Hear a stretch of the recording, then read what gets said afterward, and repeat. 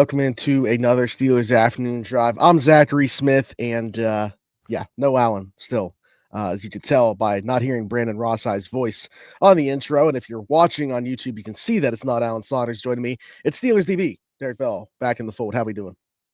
Doing well, man. Yeah, hopefully my guy Allen is getting right before we head off to Indianapolis the combine next week. Yeah, that's coming up. Yeah, Well, he's okay, so he said in our group message today he's feeling better, just doesn't have a voice, which could be problematic for podcast. yeah, about to say still kind of important for his job duties, but yeah, hopefully he feels better. But I'm happy to be on here, ready to talk some ball. We got good news in terms of content purposes. Daniel Jeremiah's mock draft dropping the same day that we are recording this very podcast here. And I would say it's a bit of a surprise, the Steelers selection, not because I think that they would definitely do this if he was there. The surprise is the fact that he was there for the Steelers to take. Boise running back Ashton, Genty, pick number 21, one of three running backs, I think in a row or 3 out of 4 selections in Daniel Jeremiah's mock that he has. 3 running backs in the first round, and they're all grouped together there in the 20s. What do we make of this? And to be honest, let me just bring in a question because I want to give Tyler Hurnley some love for this. So what do we make of the idea of Genty on the surface? But also Tyler said, has the offensive line improved enough from when Najee was selected in the first round for the Steelers to even entertain the idea of taking Genty as Daniel Jeremiah mock today? Yeah, I mean, first things first, I want to kind of just preface this by saying that Daniel Jeremiah's mock drafts are typically among the most accurate because he's pretty upfront about the fact that he does his big boards with his eyes and his mock drafts with his ears. And I think that's the way you should do it, especially if you're a draft evaluator like he is. DJ does really good work. So the fact that he has Genty kind of falling could mean that some stuff he's heard around the league that, maybe teams do really value the depth of the running back class. And he could slip a little bit because of that. But having said that, I mean, if Genty's there at 21, that still seems pretty optimistic, just given the fact that, I've been pretty open by the fact that, this class in general is going to be the least amount of true first round grades that I've given out since I tweaked my grading scale, back in 2019, 2020. So the fact that Genty, one of the better pure players on the board, would fall that far is kind of a gift for Pittsburgh. I'm curious to hear your rationale on whether or not you think this makes sense for them, or is this something that you would pull the trigger on? Yeah, first, in terms of Daniel Jeremiah, he's one of my favorites just because I think he checks all the boxes from an evaluator standpoint. First off, he's been on the NFL side of that in front offices in the past. So it brings the experience from that to now the other side of things in the media and doing it from that perspective. So I think he has the knowledge from that side, the knowledge from the side that he's on now. And then also obviously the connections that he's made. I think he knows people to figure out the direction that teams want to go. So I don't think that he just throws stuff against the wall ever. So a ton of respect for the work that Daniel Jeremiah does. Not that he needs, my endorsement. In terms of this selection, I've kind of gone back and forth with it. And I had a conversation with Nick Faribault about this today because he didn't seem to he loved the idea. He quoted my tweet about that selection. And it was just kind of one of those gifts where the guy's I don't know if that's something they should do. So we were texting about it and he asked how I felt. And I said, to be honest with you, I feel like I have a cop-out answer on this, in that I don't feel too strongly about it one way or another as we sit here right now. I think the problem with it, the way that we're sitting here right now, is free agency hasn't taken place yet. So I have no clue what boxes the Steelers are going to check ahead of the draft. Now, the selection on the surface, I can get on board with. I don't think this is, once again, going back to doing the same thing as Najee Harris. Like you said, you're talking about, to me, a top 5 talent in the class who happens to play the running back position. And while maybe we could have utilized Najee a little bit more as a receiver, Ashton's going to be utilized in that way more. And I think that using him as an outlet in the pass game is also going to be a way that if you feel like you have to justify the pick, that you can. Also, only 21 years old as opposed to Najee Harris's age. So I think there's a lot of differences there. We can get into them, but people that are just saying first round running back bad because they took Najee Harris in the first round, I do not see the similarities at all between the two. Yeah, I mean, there's also a big difference in, the prospect tier that Genty is in is not the same prospect tier that Najee was in. And Najee was my RB1 coming out of the 2020 draft. For full transparency, I really liked him as a player, but he's not the prospect that Genty was for a number of different reasons. But like the tier that Genty is in is more akin to a Saquon Barkley or a Bijan Robinson. But the difference here is you're not spending a top 10, top 5 pick to get it. Like you're talking about a draft in which, like I just said, there's not really very many true first round talents in the class. Like for me, it's I don't want to say like slam dunk, but it's like borderline. Like who is going to be on the board at 21 that's going to be a better player than Ashton Genty? I mean, yeah. So I mean, to answer that question, not saying that they're better players, but they're names that we've talked about for the Steelers. There was actually, like, we've talked about Kenneth Grant. He was still on the board, and Emeka Egbuka was still on the board. Maybe Matthew Golden, a receiver that you've mocked to the Steelers and talked about that as well. He may have also been on the board. I think that he was. I think he was taken shortly after that. So there's some other names with it. Not saying that they're better players than Ashton Genty, but names that we've talked about will be in that range. We're all there. Yeah, I just feel very strongly that none of those guys are like in the same tier. Like you can argue the positional value of things and what have you, but I think the big thing with Genty, and the reason why I'm like so comfortable taking him in the first round and absolutely at 21 is, when you look at running backs in terms of being taken at this point in the draft, they got to check like several boxes of like what you look for, and I think the baseline running back standard is you got to have vision, you got to have contact balance. And then you got to have 3-down versatility if you're going to be taken early in the draft. Like that's in like days 1 and 2. You got to be able to like contribute on passing downs, whether it's like as a reliable pass protector. You got to be able to catch the ball out of the backfield. Genty checks all those boxes with flying colors, and he gives you the explosive run element of things too that a lot of people don't. So like when you're talking about differences between, people will say like, oh, it's just Najee Harris 2.0, yada yada. There's not a comparison. Like even a guy that I really like that's not Ashton Genty, but like Caleb Johnson, for example, even a guy like Johnson has created explosive plays at a much higher clip than Najee did coming out of college. They're just not stylistically the same type of athlete. So for me personally, Genty at 21, you're looking at a Steelers offense right now. Like if I was to ask you, not just this past year, in recent years moving forward, if you were to like give me a quick synopsis, what is the Steelers' identity on offense? What would you say it is? I don't know. What they want it to be? No. What is it? I'm not talking about like what Mike. Yeah, that's what I'm saying. I'm not saying like what Art Rooney says in the press conference that he gives in January after the Steelers get bounced in the first round of the playoffs. I'm not saying like what Mike Tomlin gives like when he gets up there in front of the media in February for the first time in the offseason. I'm talking about like when they actually get to playing the games and we're talking about how they match up with different teams. Like, what is the Steelers' identity? What do they have to lean on? Like, literally, like the last 2 years, the Steelers' offense really just feels like chucking 50-50 balls up to George Pickens, who we know is not like entirely reliable on a play-to-play basis. They don't have an identity. They have like concepts of a plan, right? Like they want to be this run-first team, but they don't actually run the ball very well. So, and is Genty going to come in and be able to do that behind this offensive line? I think it's worth noting that they're going to get Troy Fautanu back, a prospect that I was really excited about. If he's healthy, I think that changes this conversation completely. So I just think about like the Steelers, they need difference makers on the offensive side of the ball. I don't really see difference makers right now and haven't seen them in a number of different years. Ashton Genty's a difference maker, man. Like if we're talking about him at 21, like I just struggle to find a scenario where that wouldn't be something I would sign off on. And the pushback is because of the positional value, right? And I can get that, but I think at the same time, another thing to look at there is, and I hate this even like bringing this up because I'm all for players getting their money, but taking Genty in the first round allows you to use that 5th-year option on him, so you're getting an extra year of a contract, relatively cheap compared to probably what you would pay him on the open market. And then obviously, like if they were to end up tagging it, like there's a realistic shot that this player doesn't even actually see like a second long-term contract, which is what people typically like that feel like they're kind of on the analytical side or whatever want to do with running backs, like run them into the ground and then not actually pay them a second deal. This is one of the things that I would like kind of push back on a little bit. And Genty does have like some mileage on him in college. Like obviously he was a true workhorse. He was the entire engine of their offense. Like what I would kind of push back on a little bit is like we've seen running backs on their second and third contracts still be productive in the right system.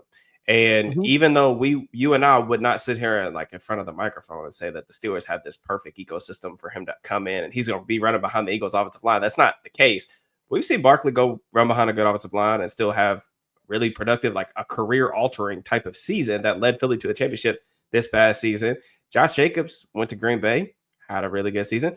Derrick Henry was productive throughout his second contract to Tennessee, goes and gets a third one in Baltimore. And Yeah. obviously, I'm comparing Genty to like the best players in the sport, but like that's the type of prospect that he is. Like, if Yeah. Genty doesn't turn out to be a top 10 back, I would think that something happened injury wise, just because of how, I mean, this is like also Yeah, dating back top 10, I'd to, definitely be surprised. yeah. And like, Yeah. I mean, I think it'll probably be a lot higher than that, to be honest with you. But like, I even go back to like when I was doing a piece for the site back over summer, like scouting the running backs, because I heard from all types of these people. Nick Martin, my podcast co-host, was talking about how good this class was, and it's phenomenal. It's talented up top, it's deep throughout. But of all the guys I watched this past summer, like Genty stood above. Like the one weakness that I really saw in his game was just that he needed to have better ball security, and that cleaned up this past season up until like the playoff game where he puts a couple balls on the ground. So, and even then, like if you're looking at the amount of touches that he has per fumble, like it's not even like a big deal. It's just like he's just a guy who checks so many different boxes, and I just look at the production and like he's just so scheme proof. Like I just don't see he can do everything for you. And I just look at the Steelers offense and I just like they need difference makers, man. They need talent. They need to find some sort of identity that they can lean on. And it'd be one thing if they were like passing up on a quarterback or something like that to go do this, but it's not like that. Like they don't have quarterback options available to them to solve that issue. Yeah, and even some of the players that we've mentioned, good players, Emeka Ibuka, but you mentioned term difference maker. I don't view him in that light. I think he's going to be a good NFL player, very good NFL player. He's And like a I wide. feel He's like going to be like a wide receiver 2 type though, like a yeah, I Z have a power very good slot. idea of what he is. Yeah, Yeah, and that's fine. So like I don't. Again, I'm with you. I don't think that you pass up on that. I don't think the Steelers are going to have to make that decision either. But for the sake of argument, let's say he is on the board. I think we're in agreement that would be a no-brainer. Yeah. Even despite the position that he plays, and I'm curious to see what the comments say.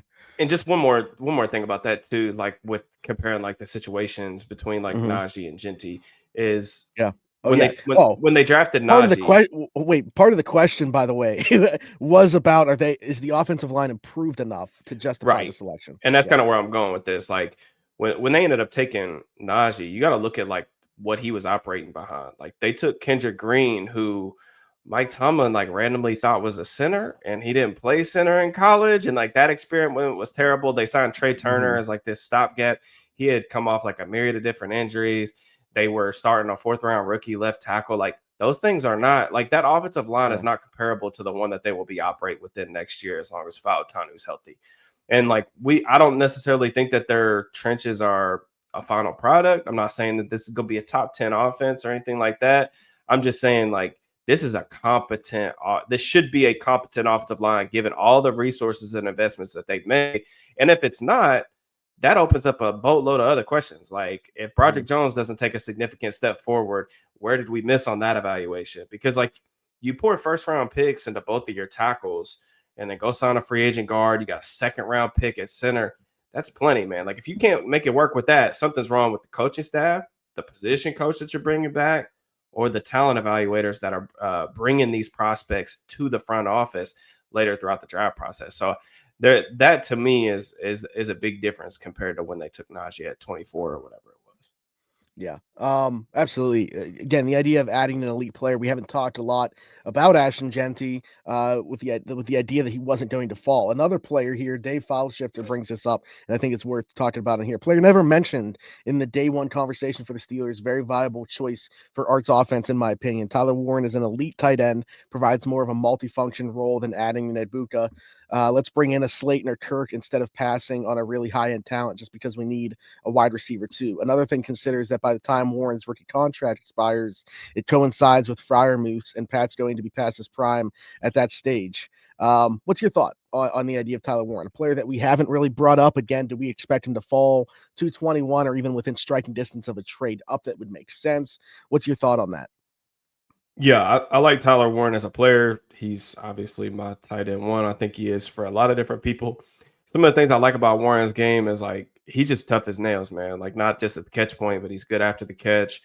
And I kind of went into the season, and as we kind of got rolling, I viewed him as like a functional blocker. But then once the kind of season started kind of progressing, I thought he was honestly much more than that. Like the things that they were asking him to do were like some big boy assignments in the run blocking game. And I think that he's got a lot of upside as far as like an inline functionality. So I don't think he's going to be available at 21. I just don't. Like we've kind of already hinted at this, but this isn't like a great wide receiver class, and I think that's why maybe he's asking that, because it seems like maybe if you want to get a pass catcher, some of these teams may just opt to go with Warren. Like he's the guy who I think the Jets will probably look Mhm. at like pick 7, Yeah. just because I'm not sure that there's going to be a receiver there that they like more than Warren. Who can also open up things in the run game. For the Steelers specifically, I don't love it just because they just paid Pat Freiermuth a lot of money. They got Darnell Washington, who was a 3rd-round pick. I think for the role that they ask Washington to do, like he does it well, and doesn't need to be more than that. He's probably never going to be more than that. But I just think investing in another 1st-round pick with all the other holes that they got on the roster would just be something that I just couldn't get behind as much as I do genuinely like the player. Yeah, see, I've talked about the idea of them adding another pass catching tight end. Like I can Mhm. appreciate the where I can get on board with Darnell's lack of utilization is in the red zone, like between the 20s. Like I think people look at just the way like the straight line speed or whatever, like think that he's some athlete that he's not. Darnell Washington. Like he's not going to be like ever be a guy that in my opinion is going to be a volume pass I catcher. mean, he turns like Uh a cruise ship. Exactly. It He's almost not. feels like he should have to give notice when Yeah, he's he's turning. not gonna. There's just, Um, and we knew this coming out of the draft, right? Like yeah, this was all yeah. this stuff that we've seen so far is literally everything that we talked about leading up. So for me, I've been talking about the idea of adding a second pass catching tight end. I'm not sure where you're at with like Connor Hayward. If you feel like he should be guaranteed a 53 roster spot next season, obviously Darnell with the role that he plays. I really feel like when you go into 12 personnel, if he's Michael Pruitt's a free agent, and I would assume not going to be back in the fold, but who knows? I think there's the need there for a second pass catching tight end. The question is the investment for me. Like I think it's more likely, or I don't know if it's likely, but what I would do is probably just go sign somebody that is a specialized pass catcher. Probably doesn't offer much in the blocking game, but he can flex out in free agency as opposed to investing this high in one. I love Tyler Warren as a player, but yeah, I'm kind of on board with a lot of things that you said there. Yeah, I think the Yeah, big thing too is like a name that kind of come to my mind when you were thinking about that, as far as like a late round dart throw, would be like Aronde Gadsden from Syracuse. He's like a converted wide yeah. receiver. Mhm. Like he's more of like a big slot He was a guy. play at the Shrine Bowl. He was gaining some buzz there. Yeah, and but it's all those types of players are always tough for me because it's like for tight ends specifically, I think a lot of times we miss the mark when we talk about this because tight ends, that position, you have to be like a extremely gifted wide receiver, Mhm. or just to not have any functional inline versatility, because otherwise they're just going to go get a receiver to line up in the slot. Like for example, like what you're talking about, like wouldn't and I know you're saying like not to make some big investment or anything like that, but using the Tyler Warren thing or another tight end Yeah. like Colson Loveland or whatever, Mhm. like, wouldn't it make more sense to go draft like Jack Besh and on day 2? Because like Besh can come in, he can block. He's a former he has some like former tight end in his background. He's got excellent hands. He's a big body, but he moves a lot better than a tight end would. So it's like if you're gonna flex that guy out and use him as a receiving option, you might as well just go get him. You know what I'm saying? Like that's kind of where I kind of differ too from like some of the other prospects in the class. I think are getting gassed up maybe Mhm. unnecessarily, like Harold Fannin from Bowling Green, who was like super, super productive. And I like what he brings to Yeah. the table. It's just I find myself coming back to our NFL team's just going to prefer go get a slot receiver that can do the things that he can do, maybe better. Yeah. So I Well, don't know. It's difficult. not in the case of Fannin, but I think there could be some parallel with the conversation depending on how you view Tyler Warren. Like if people view Tyler Warren as an elite player at that position, and just getting an elite pass catcher in Tyler Warren, say he's one of Mhm. 2 elite pass catchers you feel like there are in this class. Do you lean that way as opposed to an Ibuka like Davis suggested Yeah. here? Yeah. I think for like the Jets, like, yeah, I can definitely see that being the case. Like for the Steelers, I just don't think it really makes much sense because of what they already have on the roster. That'd be kind of my take on it. Yeah. Yeah. Okay. Good stuff. We'll move along here. We talked about the offensive line a little bit. Do we feel like it's in a place now to draft Genty? Tyler asked that. Well, Thomas kind of follows up here. I feel like this is a good kind of marriage of a question here. How much do you think Mason McCormick fell off at the end of the season was due to exhaustion or hitting a rookie wall? Do you think he just needs to rest? And now he's going to have a song stuck in my head because he put in quotes, kickstart his heart. As an older player, how much improvement do you believe is possible there for McCormick? Yeah, I don't know that I have like much of a strong take, to be honest with you. I feel like McCormick was about what I expected him to be. I didn't expect him to play as a rookie, so it wasn't really a surprise to me that he struggled, maybe more than like some people are willing to admit.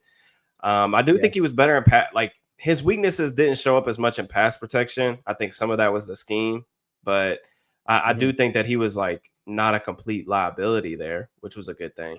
The big thing with McCormick, and I think it's really gonna be the key to whether or not he's gonna develop into like a like a quality starter, is gonna be if they can just get the dude to play a little bit lower. Like his pad level is like a Right. major issue. That's the reason why he gets blown off the ball, and it really unfortunately like saps like the lateral athleticism that he does have. So I think like the scheme fit and stuff like is fine, and he's a guy that I would like want to continue to develop. I do worry a little Mhm. bit if they just kind of go into training camp next year and it's like, okay, he's a starting guard and Broderick Jones starting to tackle, and it's me and you behind him as the depth pieces. I think that's a little bit concerning because of like where the Steelers, again, their vision for the offense. They want to be run first. They want to dominate in the trenches. I would be concerned about that idea, but I think McCormick's fine. I would like to continue to develop him, but I don't necessarily have like stronger takes than that, I guess. Yeah, I think this is one of those things we've talked about it a couple times on here, but like just McCormick in general, I think he was a good litmus test this year for fans because it seems like evaluations from the fan base were kind of all over the place in terms of how they felt that he played. Hmm. Like, if you're with the context of him being a fourth round rookie that we didn't expect to see, certainly exceeded those expectations. But there Correct. was people like like just on a week to week basis, you would see people saying like, they thought he was their best offensive lineman at times, and like he was out playing Zach Frazier, and It's like kind of feeling like like he was just set in stone, the guy going forward at that place. yeah, it's kind of like the like rookies because you have like you grade them a little bit on a curve, right? So like with that in mind, I think you and I agree on that. But at the same time, it's kind of like what people were doing about Broderick Jones tape from his rookie year. Like there were flashes, and I think there were more flashes Yeah. honestly in Jones's rookie tape, at least as a run blocker. I think there were flashes, but it was like when guys are rookies, I think fans, right or wrong, they typically are more willing to kind of turn a blind eye to some of the weaknesses that show up on film and kind of focus and concentrate on the highs because there's always this assumption that development is linear, and like just because a player goes into his second year he's going to be better than he was as a rookie, and that's not always the case.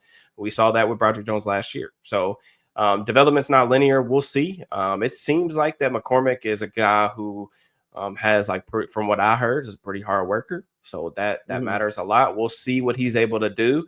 The only thing that just concerns me is like the pad level stuff that was really evident throughout his tape in college was still an issue last year, and I'm wondering if that can get fixed, because if it doesn't, I'm just not sure that he's ever going to be like somebody that you're really happy with on the interior. Yeah, that's why it's interesting to see people like kinda just giving him that job. I don't know that that's the right approach. Like, certainly be in the mix for it, definitely, Sure, but just to assume they have their, long-term starter at right guard, is interesting based off what I saw, at least. agreed. Get to a couple more here. Lukewarm Steelers fan says, "Will this finally be the year the Steelers address slot corner, or are we in for another year of patchwork at that position?" Man, I would love to give you the answer that I want to give, but I'm just not Mhm. 100% confident. I mean, Yeah, how many years in a row have we been down this road? I don't even know at this point. 4? Yeah. I mean, it's like 3 years in a row where they've kind of just waited till the last second and just threw somebody out there, and the results haven't Mhm. been very good. So I don't know. I mean, I will say that there's a bunch of like intriguing options for sure. Like there's this draft, the cornerback depth of this class is pretty good. So I think you can find like starting caliber slot corners into the middle rounds, guys that can come in and contribute right away. So, You're and thinking more so there's a couple draft and free free agent agency? options too. Okay. Oh, that's what I was going to ask. Yeah. Yeah, there's a couple free agent options too. I mean, Nate Hobbs, like I know everybody's kind of connected those dots. That's been a guy that I talked about Makes a for a ton of little bit sense. Yeah. now. So Yeah, so with Jared Alexander coming in, obviously was with Nate Hobbs in relationship Vegas there. last year, and that would certainly make sense. I've talked about the idea if he doesn't land a bigger role somewhere else, bringing in an Antonio Pierce as senior defensive assistant here. That would even make more sense if that were the case to bring in Nate Hobbs. So yeah, that's certainly one that I think is worth keeping an eye on as well. And we talked about it, like, you know, I had Asante Samuel Jr. thrown my way. I know what you did, was it like 80 snaps that he's ever played in the slot, Yeah. but I keep hear people like people within the organization talking about that he can play inside too. So I don't know if that's just like a projection on their part that can happen. But we'll see if that were to come to fruition, because then I think the idea would be, you know, outside in two receiver sets. Maybe he kicks inside, and whether they draft another corner or that's Corey Trice's job on the boundary opposite of Joey Porter Jr. I don't know, but they could certainly do some different things there. I'm with you though. I think that they need to invest in that position more than they have. I would like the addition of Nate Hobbs, just worth saying that. But I don't until it happens, I'm gonna think we're gonna see a lot of Beanie Bishop, and then if it's a bigger guy in there, maybe that's how Corey Trice is used, as a bigger slot Yeah. matchup.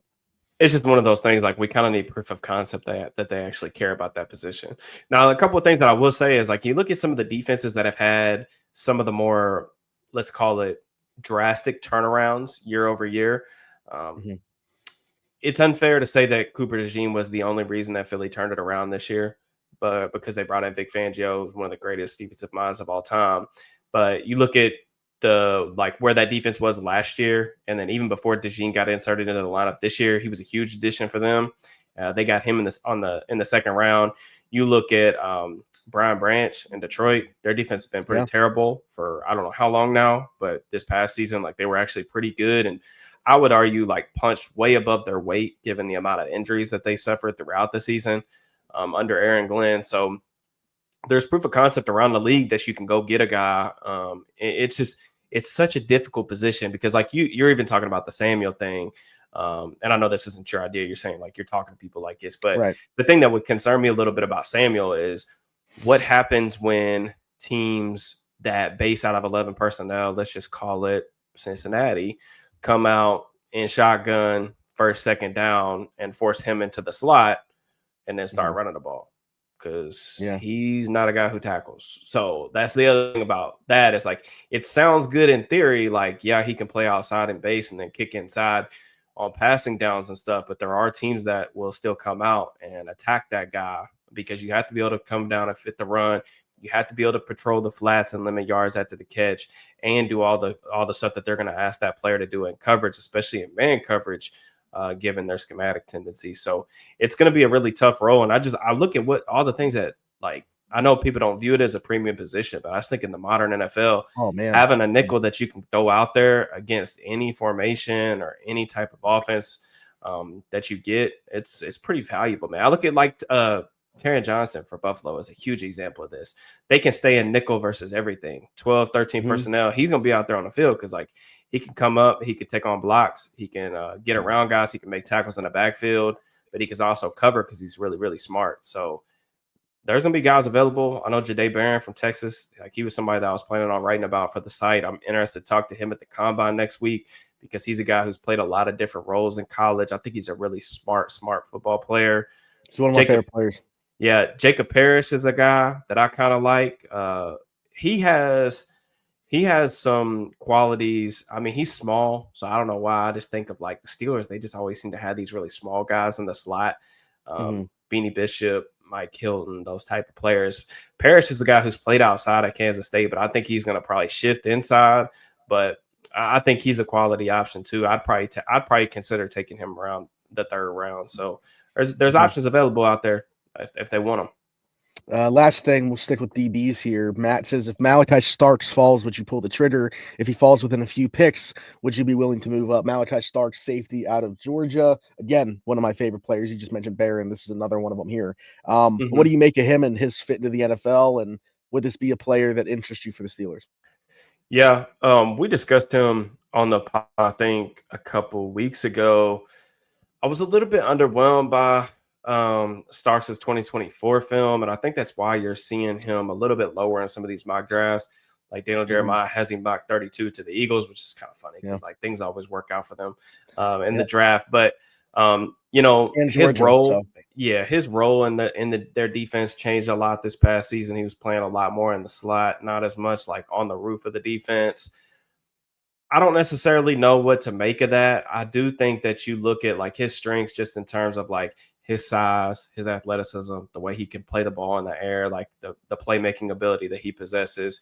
Those are all still really nice things. But I think, you know, it's pretty clear that, you know, he wasn't necessarily twitchy enough to hang with some of the route runners in the slot.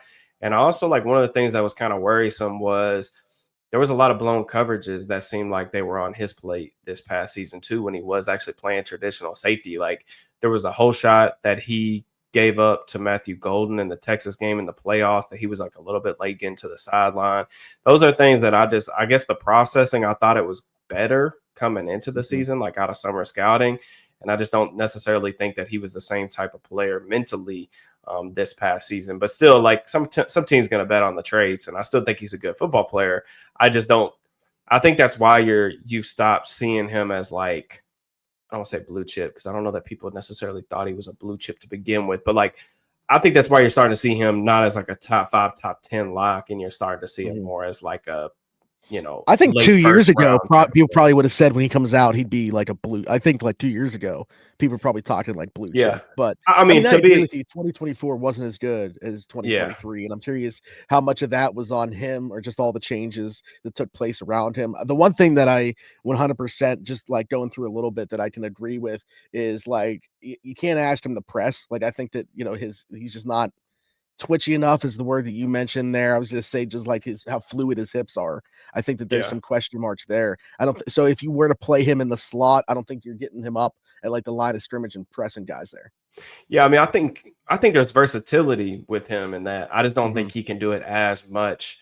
So then it's just about like projecting him to the role, and like his question about the Steelers, like would they take him at 21 or whatever? I think it just depends on like what do you think his best spot is at the next level. I think if you can continue to develop his like processing and his just overall feel in the deeper parts of the game, I think ideally he's probably playing free safety for you.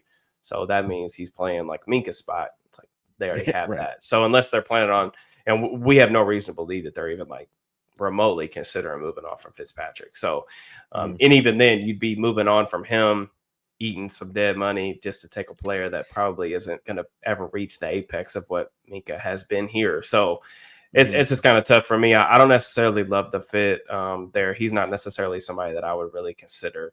Maybe I could see it if you wanted to get like more interchangeability if they didn't have Deshaun Elliott, but I don't know. It's probably not where I lean. Yeah. No, I mean, again, I love the player. It like specifically for the Steelers, I probably even would lean. You mentioned Barron. That's probably a way that I would lean for the Steelers specifically. If that's what they were looking for. But all right, good stuff. DB, appreciate you jumping back in here and jumping in for Alan yet again today. Tell the people where they can find you. Yep, at Steelers_DB on Twitter /X and YouTube. And all my written work can be found on SteelersNow.com. I wrote a piece about 4 NFL draft prospects that the Steelers should be keeping an eye on next week when we're in Indy. And I'm also dropping my mock draft 1.0 sometime in the next like 48 hours. Yeah. Really okay. You don't got to tell us who was in there. Obviously, we want the people to read it. Did we talk about any of them? We did talk about one of them. Okay. For sure. All right. So go read the article. Yeah, everybody can drop it in the comments on the guesses on who it is that we talked about today. But there is someone that we talked about briefly that is going to make the mock draft. So all right, there we go. Be sure to like, subscribe, hit that notification bell. If you were here on YouTube, hit us in the comments, not only for those guesses, but also questions, topics for us to talk about on here. We're going to need those as we make our way through the off season. Hopefully Alan gets back in the fold here in the very near future. If you're listening somewhere else, Apple, Spotify, wherever you get your podcast from, be sure to leave a 5-star review, subscribe over there, and you can leave us questions in that review, and I'll grab them from there as well. And then you can find me everywhere, Zachary Smith, PGH. For Derrick Bell, myself, thanks for jumping in. Take another ride on the Steelers Afternoon Drive.